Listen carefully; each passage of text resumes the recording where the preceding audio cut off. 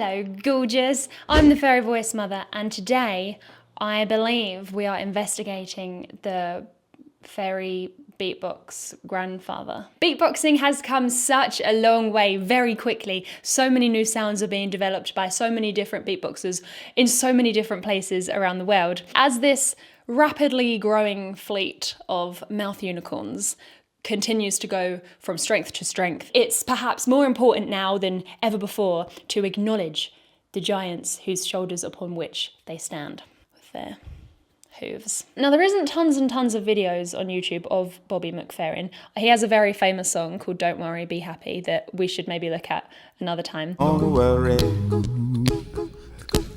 be happy.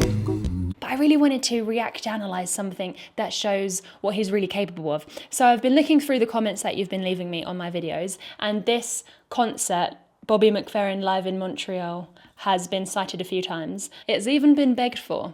So we're going to be having a look at his opening number in this concert, which is allegedly full of fabulous mouthy sounds. This concert happened in 2005, which I'm very sure was around the time when a lot of the beatboxers that we talk about today were just children. And it was a time when video virality was not even a concept. So it's going to be interesting to see what beatboxing is without the pressure to be viral and appeal to the algorithm gods. Oh, it's cute.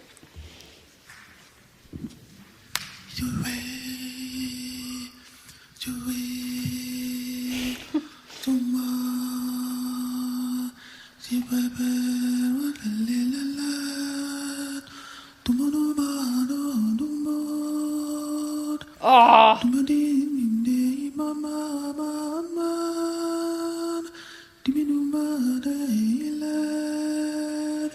This sound, by the way, it's falsetto, but it's a lot more than that. There's a constriction happening in his throat. The same kind of constriction that you do if you want to fog up a mirror, like. And it's making this falsetto sound resonate in a far more interesting way with a bunch more overtones. It kind of sounds like dry ice or something. This kind of falsetto voice production can resonate here, da da da da da da, with an open throat. We can lower everything. We can drop the larynx a little bit lower, start to constrict around the edge, and get this super interesting.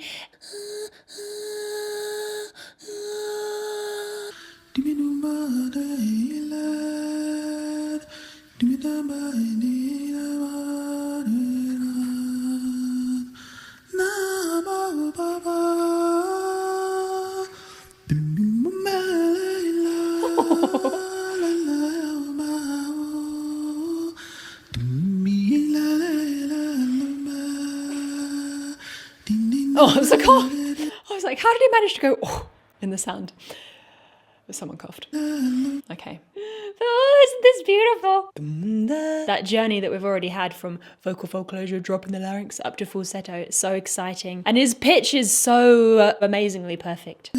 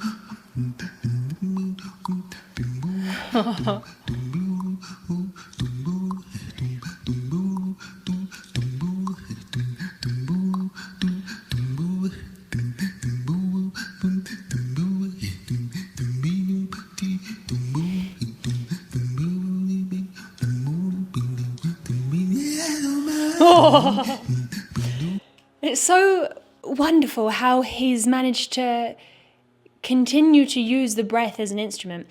The breath in just the falsetto sung parts at the beginning, it was creating this whistly overtone sound, like a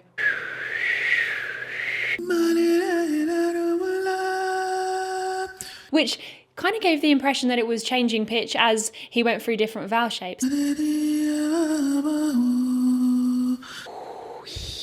Because when we change the vowel, and henceforth change the shape of the vocal tract and tongue, the air is filtered differently, higher and lower. So extra hiss of breath in an E vowel is going to sound higher than an extra hiss of breath in an O vowel.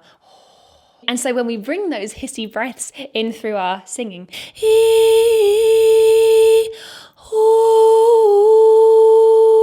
you do really feel the implications on the formant of that vowel. So the breath has been a core musical component at the beginning, and now it's also become a percussive component as well. He's doing something that I remember that MB14 did, which was hold the mic as if it was some kind of clarinet. Look at that. It's so fascinating the way that he moves his fingers on the mic. Making voice to hand or other physical parts of the body connections is an absolute real thing, and I would definitely recommend it. If you're struggling with having the confidence to hit a high note, just throwing it as you sing it can make 100% of the difference. It sounds like he's doing tongue clicks. You can modify the intensity of the click by pushing harder or softer with the tongue, and you can also modify the pitch of it by choosing different areas of the mouth to make contact with. If we do it at the back, the pitch is going to be higher, and if we do it at the front, the pitch is going to be lower, because as we move the tongue, the space opens up and we can resonate that sound in a bigger vocal tract and a bigger mouth, so it makes the pitch lower. The smaller the space, the less distance those sound waves have to travel, so they vibrate faster, meaning more pitch, more frequency. That's only like 1% of it, because he is also managing to sing with the breath as an instrument as well. It's really creating this vision of, you know, like a wet, drippy cave.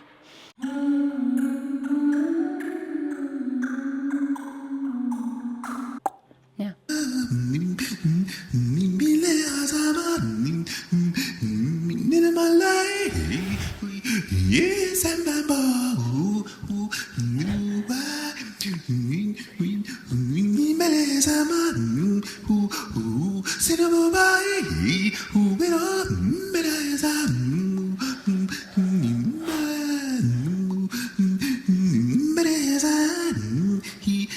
This is mind blowing.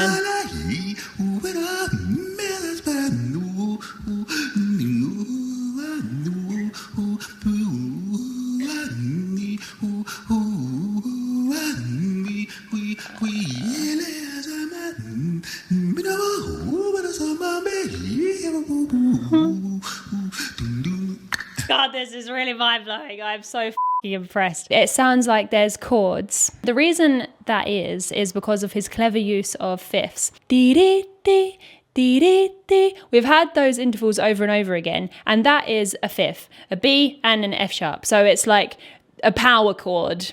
That's another name for it. Okay, power chords. Right? The 1 and the 5 of a key or a scale are the backbone of the chord. Just because of the way that harmony works, the 5th degree of the scale is actually really present in the first note itself because of the overtone series. Our brain is just filling in all that context as if all of the notes of all of those chords were playing. We really feel it when he comes out of that key, even though it's just one note at a time. Here, we really got the sense that he was changing key.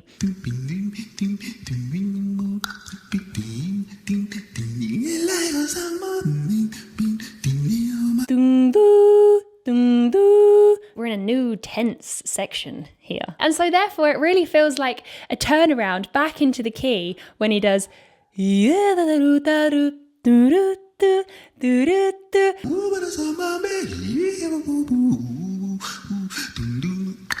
back into that B power chord again.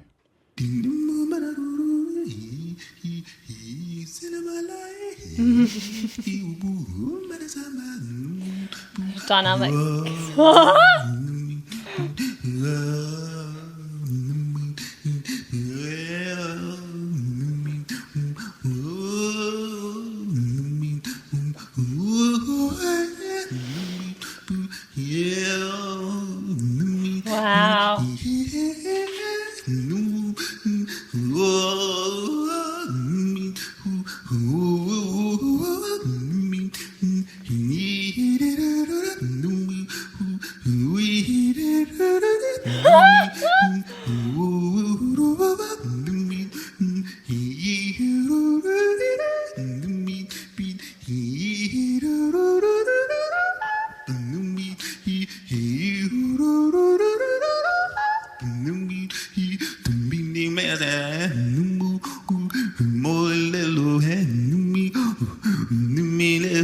Wow. Ah! Oh my gosh, how amazing. So he's gradually brought his voice lower, and now he's gradually bringing in his percussion lower as well. So he's gone from like the tongue clickies to fuller, bassier kick sounds to match the direction of the frequencies of his voice. God, I mean, it's very apt that this is a jazz festival because f*** me, those scales were jazzy. He basically just sings every interesting jazzy arpeggio that is in the key of B.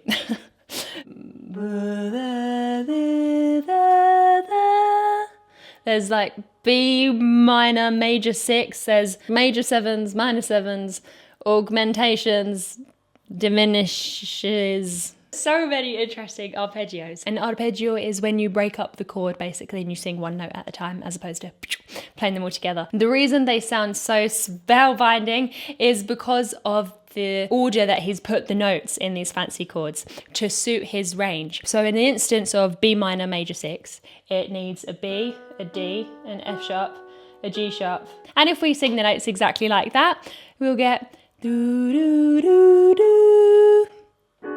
And it's fine.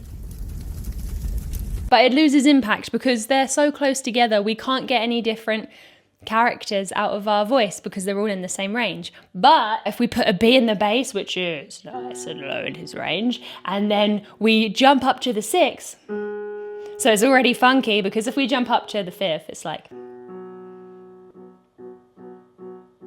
that's not interesting, but it's a really interesting interval because it's far away from the root. Ooh, this arpeggio is going to be spicy, and then it follows on to be spicy. So our voice is divided into 2 realms. We get a nice bit of lowness, we get a big jump, and then we get our little high notes. When you are just one voice doing everything, you do have to really consider things like voicings, order of notes, and where they respectively sit in your range to make sure that you're getting the most out of it. If you want your voice to sound like it's lifting in a melody, it needs to start low enough in order for it to have somewhere to go. I think a huge part of why this is so interesting, him being on his own, he can change the time signature because it's generally got this 1, 2, 3, 4, 5, 6. But he adds extra beats onto some of the bars. He takes some away. He lingers on the edge of a lot of the bars. And he can kind of just do that whenever he feels like it. If you were to use a loop station, you have to keep everything in the tempo. It's this constant betrayal of the tempo in a good way. It's so exciting. It just really keeps you hanging on everything that he's doing even more. Now, he does love a major 6, does Bobby. But he also adds other random stuff like this. You think he's just going to do his, but then he's like, nope.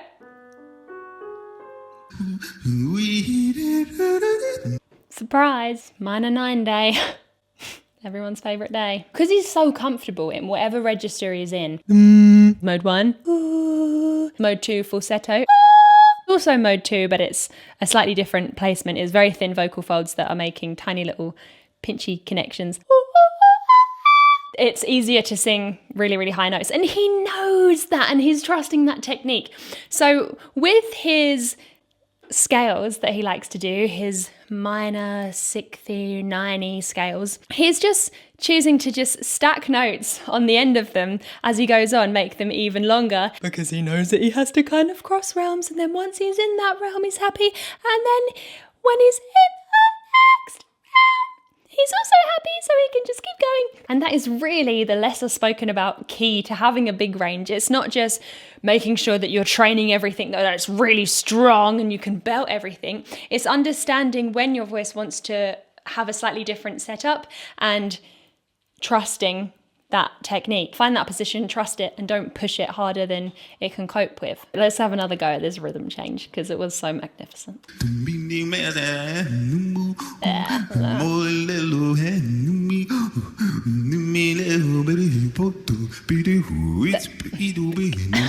Just change the emphasis of the beat.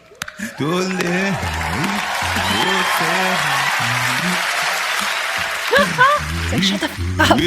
Busy.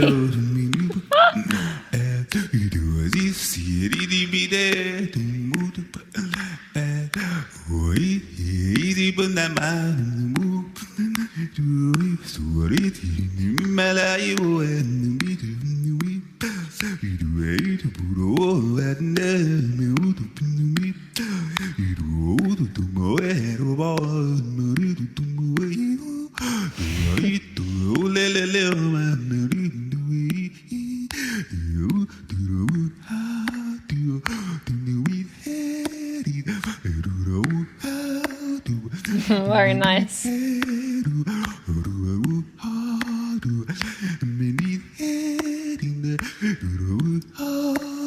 Oh, I just love it when you can hear his voice be affected by the beating in his chest, because it just reminds you that it's real. It's rather easy to forget that it is all real because it's just so entrancing. I love this new section. This is so clever. Oh God, he's very good. These beautiful melodies that all seem to be just variations of the minor 3 is at the top and it's held on for longest rhythmically.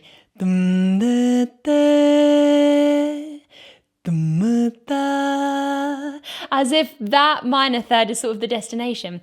And so although we're kind of in the same key, it's now really got a very tonal feel of minorness. It's cool how it's really taken shape tonality-wise. Not to mention that he is now doing full minor arpeggios with the 1, minor 3 and the 5 all in order with this E minor.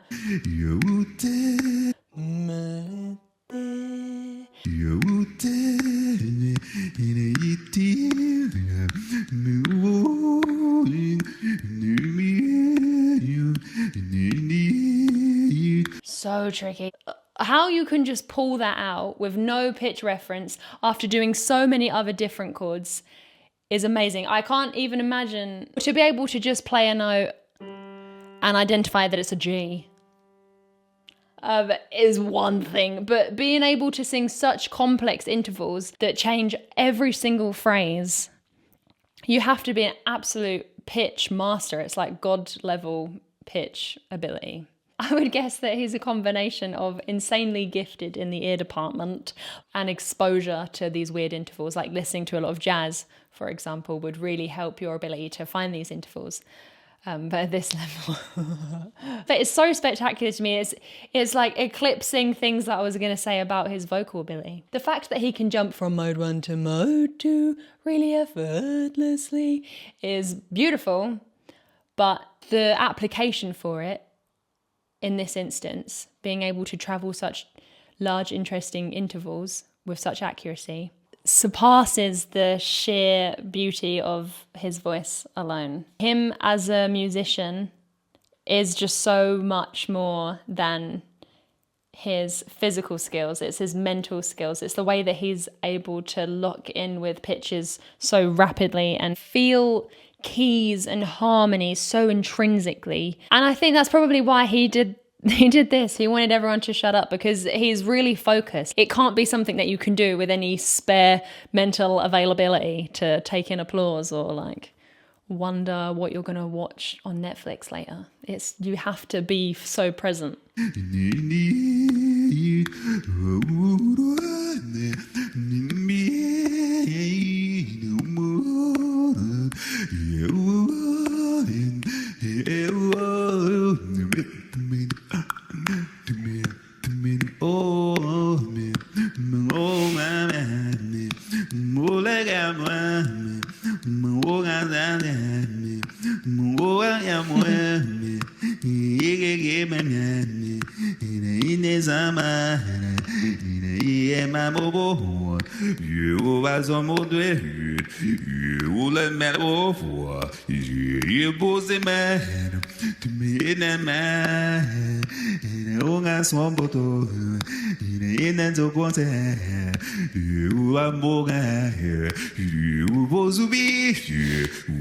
It's a classic, this like walking down bass line. Da da da da.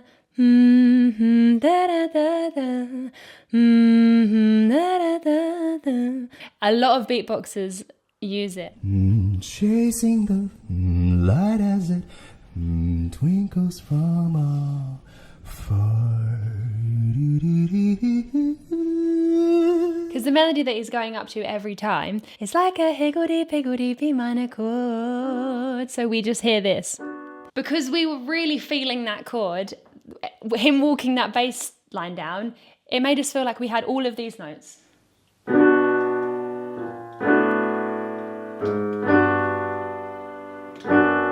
I don't know what language this is, or if it even is a language, but the vowels always changing. It really helps put the voice in all those different places that it needs to go. Because he can associate different vowels to the things that he's doing. To keep all the notes so perfect and neat, having those different words to kind of punctuate the voice into those different parts of the register, I think is helpful.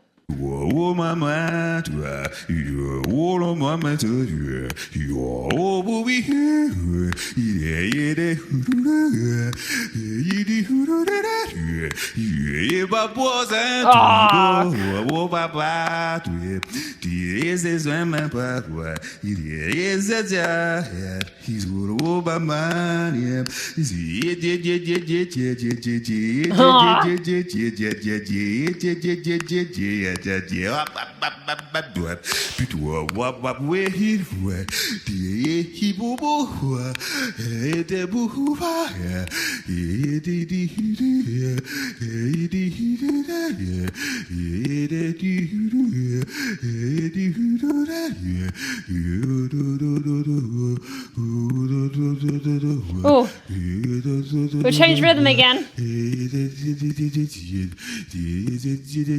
Ah, cool. There's now less emphasis on only particular beats. Da, da, da, da. It's got more of like a 4 on the floor. Do, do, do, do, do, do, do, do. Got like triplets, da, da, da, da, where you fit 3 notes into 2 notes. Those really low notes that he's using to kind of propel his voice upwards again. There's no extra tissue activation in there, like the false folds or anything, doing extra vibrations to make that sound lower. It's just his real voice that he's managed to slack a lot and find a perfect position in his throat in order to do so. It doesn't end up being this kind of open breathy sound that he uses for a lot of his low notes. He squeezes the area a little bit and makes it a little bit more like a throat singing position, which is kind of like the hidden realm of our vocal range. It's not something that you would use in normal like contemporary singing or classical singing for that matter, because it distorts the quality of the voice so much. So you can kind of think of it as like organic low note comes down here and it gets to the point where I probably can't really go any lower unless I just squeeze the space. Sounds really weird, but it works. This is his normal low voice without that manipulation.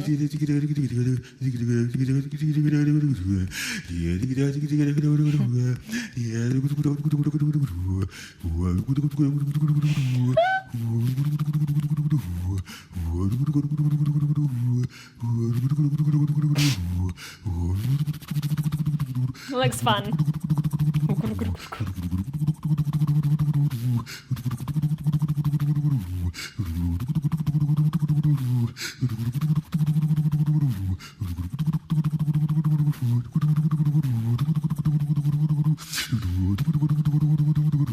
Let's have a small break.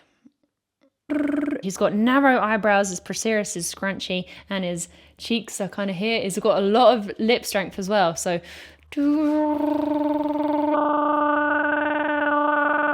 but it's not that. I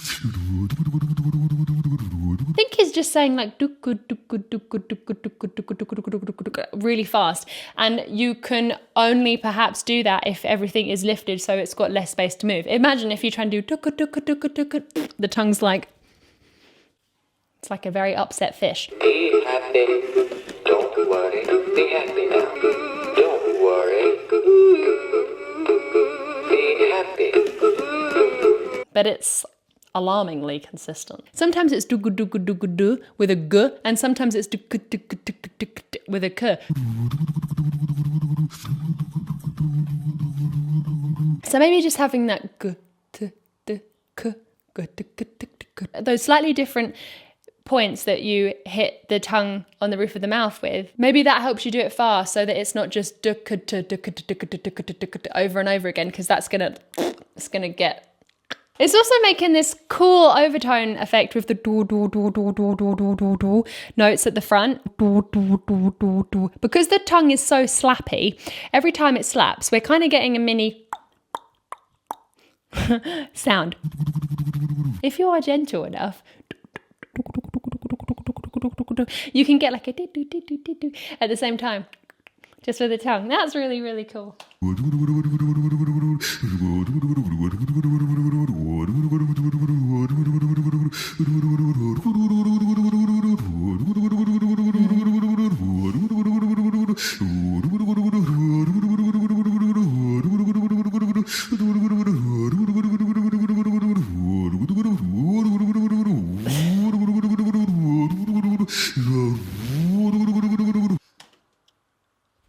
I think I'm doing a sympathy yawn because it looks so tiring. His lips are so strong. Gracious.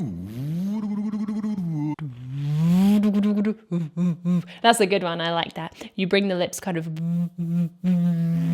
really close together so that when you make a sound, your air that passes through that sound gets a bonus little sound between the lips.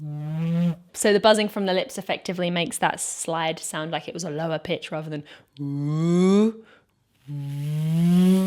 because it's got extra things vibrating. We're still on this sixth, this G sharp. He really likes the sixth. Well, I suppose I'm assuming we're still in B. Maybe he's going to be in a new key now and this is a transition. I don't know, but he just really likes G sharp as a note. Fair enough. I like it too.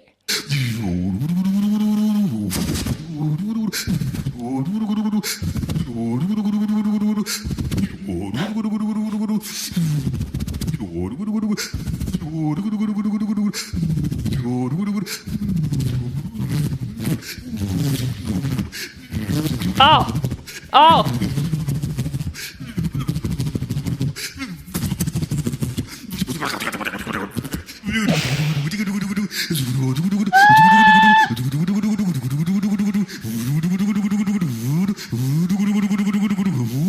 Can you imagine if I, age 12, entered like a school talent show and I said that I'm going to do a song and then I get up on the stage and do... Yeah, I'm going to be put in exclusion. This is so socially unacceptable for any age group in like any context on this planet. And the fact that he did this at a jazz festival, I love that so deeply. He's such a bloody good musician as well. But he isn't above that human need just to... I think the world would be a better place if we all had a little go at this.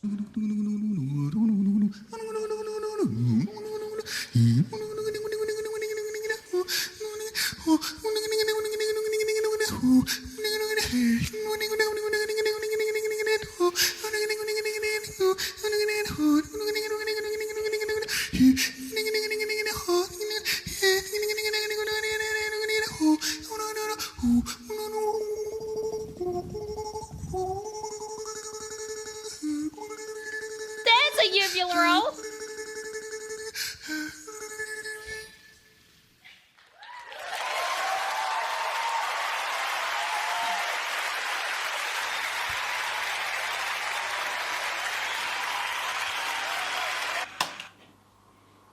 I mean, what the fuck did I just watch? I think I'm in love. Wasn't it so cool the way that he filtered it higher?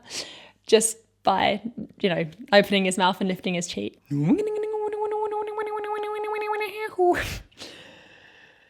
Probably got a few lyrics wrong there. And then this transition was really cool.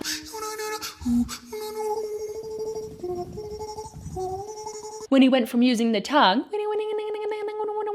to chop up his voice to using the uvula rattling against the back of his mouth. What's so cool about it is that he was able to match the tempo of the uvula slapping the back of his mouth to the movements that his tongue was doing. So it was a really cool transition, and it was like flabbergasting. If you carefully practice gargling with the note, well, water, and then you swallow it.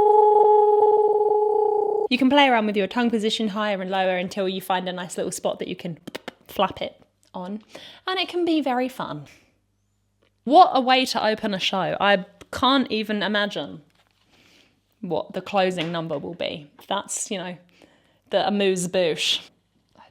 The skin crawls with curiosity. That's not a thing. Beatboxers absolutely need to see this because there isn't that much fancy stuff going on, as I was saying, in the technician department. But bloody hell was it enthralling. He wasn't doing anything remotely dangerous with his voice, so you don't need to sacrifice your physical well-being to make interesting sounds. You just need to get into music more and feel it within you.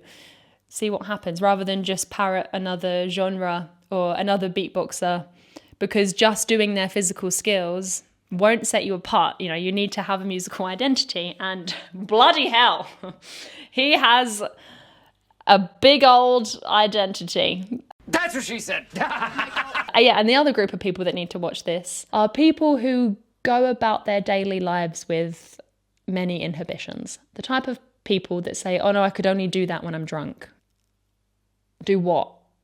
Wear the garish socks. Buy a bright yellow coat, even though you've been told your whole life that you shouldn't buy a bright coloured coat because it won't go anything. Tell people how you feel when they ask you, are you fine? Sing at karaoke. Hug your friends. Just be the person that you are on the inside, even if it's strange.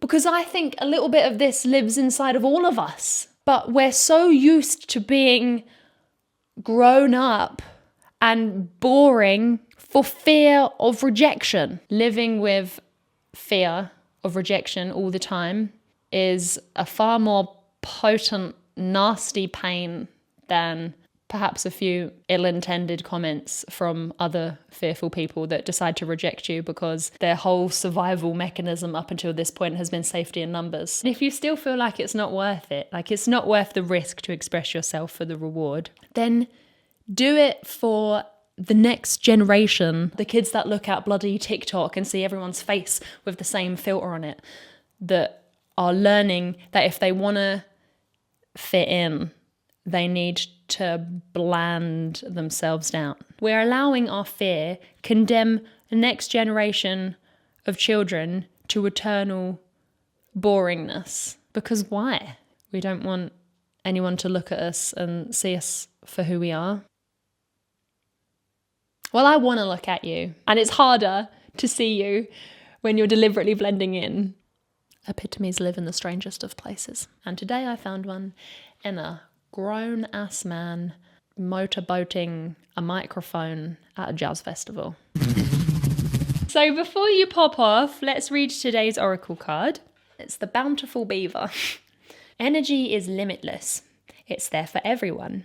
It's our experience of it that affects us. So if we are getting the piss taken out of us, if we are people pleasers, if there's no fair exchange, then yes, we start to feel that the reservoirs are running dry. So change your experience. Never feel exhausted or overwhelmed again. Your beaver is telling you to manage your energy wisely and with consideration for bountiful blessings ahead. Thank you so much, my gorgeous one, for hanging out with me today. I hope you've enjoyed this video as much as I have enjoyed making it. If there are any vocal users of any kind that you would like to see me analyze, then please do let me know down below in the comments. If you're listening to this right now, it hopefully means that you got to the end of the video, unless you just randomly skipped it to the last 20 seconds for no reason, which would hopefully mean that you kind of liked it. So if you did, then please do like the video and subscribe to the channel because it helps me be your fairy voice mother forevermore. I would love for you to have a little look in the description below for links to my music that I make and my Patreon, and to have lessons with me. But most importantly, have a bloody beautiful day. I love you very much, and I cannot wait to see you again next time. Bye!